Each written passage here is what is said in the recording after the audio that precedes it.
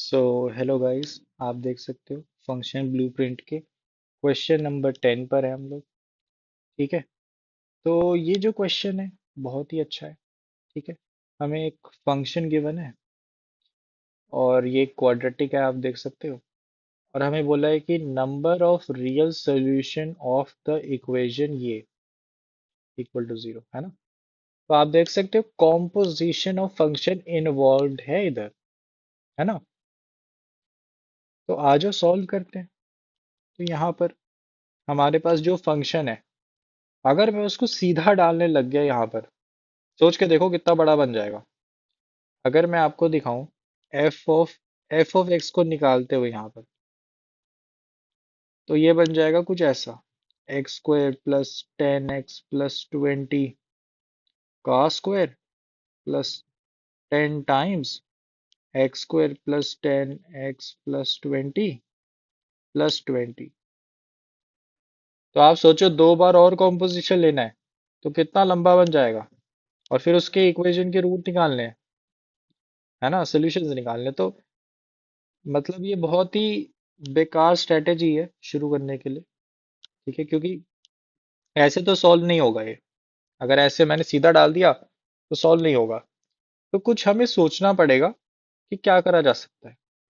अगर आप नोटिस करो तो एक मजेदार सी चीज है इस सवाल में कि अगर मैं कंप्लीटिंग द स्क्वायर लगाता हूँ फंक्शन पे, तो क्या बन जाता है। एक्स प्लस 5 का स्क्वायर माइनस 5। ठीक बात है कि नहीं। ठीक बात है कि नहीं। ठीक है, ये बन जाता है। बट अब अगर मैं इसका एफ ऑफ एक्स निकालता हूं तो सिचुएशन कंप्लीटली डिफरेंट है। क्योंकि अगर आप करोगे ना अब एफ ऑफ एक्स, तो आपको मिलेगा एक्स प्लस 5 का स्क्वायर माइनस 5। ये आ गया पूरा फंक्शन एक्स की जगह। तो यहाँ पे आएगा प्लस 5 का स्क्वायर माइनस 5। तो आप देख सकते हो यहाँ पर ये 5 और ये 5 हट रहे हैं, है ना। तो आपके पास क्या बन रहा है। आपके पास बन रहा है एक्स प्लस 5 का स्क्वायर 2 टाइम्स, है ना, 2 टाइम्स और माइनस 5। ठीक है, ये आपके पास बन गया f(2x)। और इसको देख के मुझे एक चीज याद आ गई जो हमने पिछली वीडियो में पढ़ी थी। क्या? पैटर्न। पैटर्न क्या है। पैटर्न है यहाँ पर जनरल फॉर्म का। अगर आप देख पा रहे हो अभी से मैंने तो देख लिया है, पर अगर आपको नहीं दिख रहा एक बार और इसका कॉम्पोजिशन लेकर देखना, आपको पता लग जाएगा कि इसकी जो जनरल फॉर्म है, इसकी जो जनरल फॉर्म है वो है f(k)x इज इक्वल टू, सोच के देखो, x प्लस 5 की पावर 2 की पावर k माइनस 5। ठीक है कि नहीं। ठीक है कि नहीं। क्लियर है। इतना समझ आ गया। ठीक है। तो ये अपने पास निकल के आया है general form of this composition.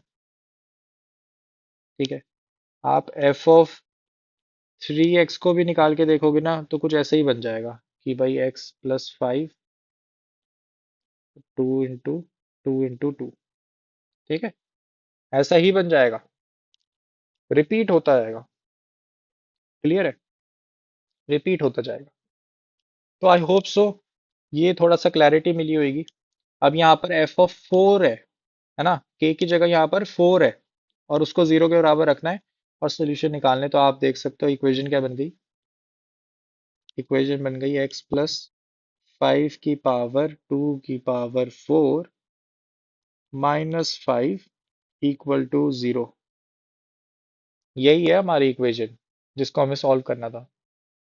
2 की पावर 4 को मैं 16 लिख सकता हूँ। तो ये इक्वेशन बेसिकली ये है कि भाई x x प्लस 5 की पावर 16 माइनस या फिर इक्वल टू 5 कह देता हूँ। अब मुझे 16 का रूट लेना है दोनों तरफ, है ना। तो मेरे पास दो प्लस माइनस में आ जाएंगे, है ना। तो मेरे पास आ गया x+5 प्लस माइनस 5 की पावर 1/16। ठीक है ना, क्लियर है।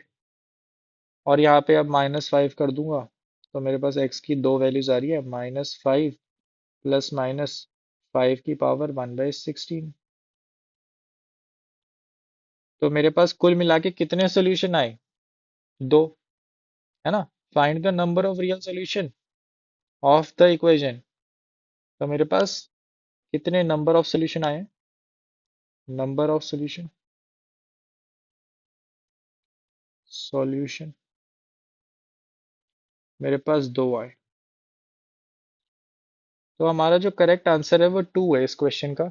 I hope so. बहुत ही आसान लगा होगा ये सवाल। कॉम्पोजिशन ऑफ फंक्शन में जनरली पैटर्न भी देखना आना चाहिए। ठीक है, जैसे हमने यहाँ पर जनरल फॉर्म भी एक क्वेश्चन में ले लिया था, ताकि आपको समझ आ जाए जनरल फॉर्म के भी क्वेश्चन कैसा बन सकता है। तो आई होप सो क्लैरिटी मिल गई होगी इस क्वेश्चन में।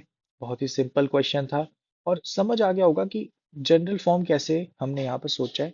अगर आपको नहीं समझ आया, थोड़े और टर्म्स लेकर देखना, आपको पता लग जाएगा यही जनरल फॉर्म है। तो आई होप सो क्लैरिटी मिल गई होगी। मिलते हैं अगले क्वेश्चन के साथ।